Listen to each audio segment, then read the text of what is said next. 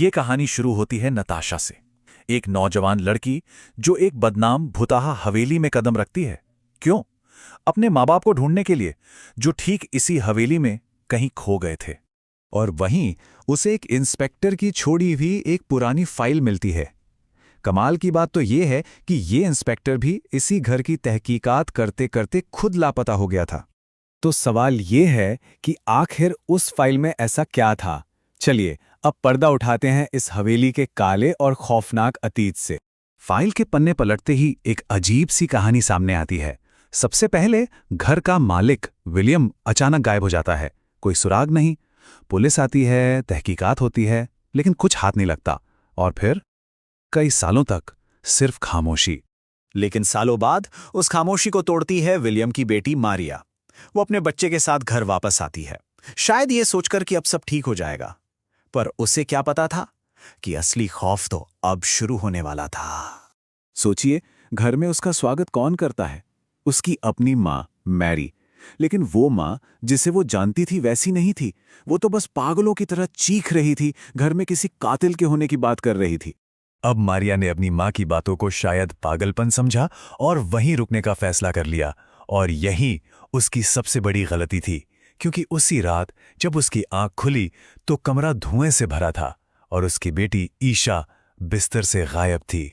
घबराई हुई बदहवास सी मारिया अपनी बेटी को ढूंढते हुए बेसमेंट में पहुंचती है, और वहां जो मंजर था वो किसी के भी रोंगटे खड़े कर दें। उसकी माँ मैरी अजीब से काले कपड़ों में एक हवन कुंड के सामने कोई पूजा कर रही थी, और उसके पास जमीन पर बेहोश पड़ी थी ईशा। अब जाहिर है, अपनी बेटी को इस हाल में देखकर मारिया खुद को रोक नहीं पाई। माँ बेटी में जबरदस्त हाथापाई हुई और उसी संघर्ष में एक भयानक हादसा हो गया। मारिया के हाथ से ही उसकी अपनी बेटी को एक जानलेवा चोट लग गई। लेकिन कहानी यहां और भी ज्यादा उलझ जाती है। फाइल के मुताबिक असली गुनहगार मारिया नहीं थी। सच तो ये था कि वो मैरी थी ही नहीं जो दिख रही थी। सच्चाई तो कल्पना से भी परे थी।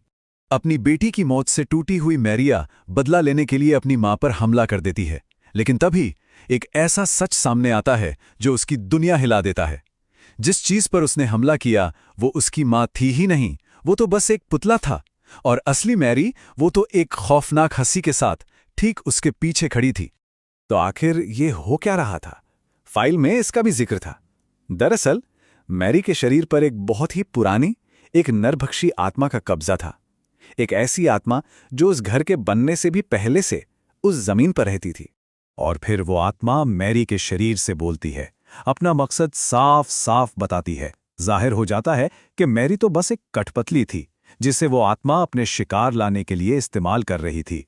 और अपनी ताकत दिखाने के लिए वो आत्मा मारिया की आंखों के सामने मैरी के शरीर से उसका ही दिल फाड़कर निकाल लेती है। इसके बाद मारिया की किस्मत भी तय हो जाती है।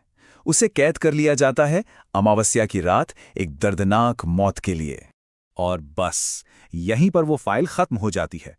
और जैसे ही नताशा फाइल का आखिरी पन्ना पढ़ती है, उसे एहसास होता है कि वो कितनी बड़ी, कितनी भयानक मुसीबत में फंस चुकी है।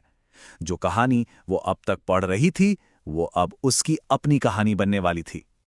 और तभी उसके सामने वही बूढ़ी औरत आ जाती है, मैरी के जिस्म में कैद वही आत्मा। हाथ में एक गुड़िया लिए वो नताशा से कहती है कि अब तुम्हारी रूह भी हमेशा के लिए यहीं फंसकर रह जाएगी। यहां से शुरू होती है जान बचाने की दौड़। नताशा दरवाजे की तरफ भागती है, लेकिन एक अनदेखी रस्सी उसका पैर पकड़कर उसे वापस अंदर खींच लेती है। चारों तरफ से पुराने पीड़ितों की आत्माएं उसे घेर लेती हैं। लगता है सब खत्म, लेकिन तभी वही रहस्यमयी मधुमक्खी फिर से दिखती है और घर का मेन दरवाजा अपने आप खुल जाता है। नताशा को एक मौका मिलता है और वो भागती है। बिना पीछे मुड़े रात के अंधेरे में गुम हो जाती है। वो उस हवेली से जिंदा बच निकलने वाली पहली और अकेली इंसान थी। ऐसा लगता है कि कहानी खत्म हो गई है ना, लेकिन उस घर की बुराई इतनी आसानी से हार नहीं मानती। उसका शिकार कभी खत्म नहीं होता। कुछ दिन बीतते हैं। दो लोग, मानव और समीर, उसी सुनसान सड़क से गुजर रहे होते हैं और जाहिर है उनकी गाड़ी का टायर पंक्चर हो जाता है। अब रात का वक्त, सुनसान सड़क, मदद के लिए उन्हें दूर वही हवेली दिखाई देती है और वो दोनों अनजाने में अपनी मौत की तरफ कदम बढ़ा देते हैं। वो दरवाजे तक पहुंचते ही हैं कि खटखटाने से पहले ही दरवाजा एक चरमराती हुई आवाज के साथ खुद ब खुद खुल जाता है। अंदर के घने अंधेरे से एक बूढ़ी औरत की आवाज गूंजती है और इससे पहले कि वो दोनों कुछ समझ पाते, कोई अनदेखी ताकत उन्हें घसीटकर अंदर ले जाती है और दरवाजा एक बार फिर हमेशा के लिए बंद हो जाता है। तो सवाल ये उठता है कि जब बुराई का अपना एक ठिकाना हो, एक घर हो, तो क्या उसे कभी सच में खत्म किया जा सकता है, या फिर वो घर बस इंतजार करता है अगले शिकार का।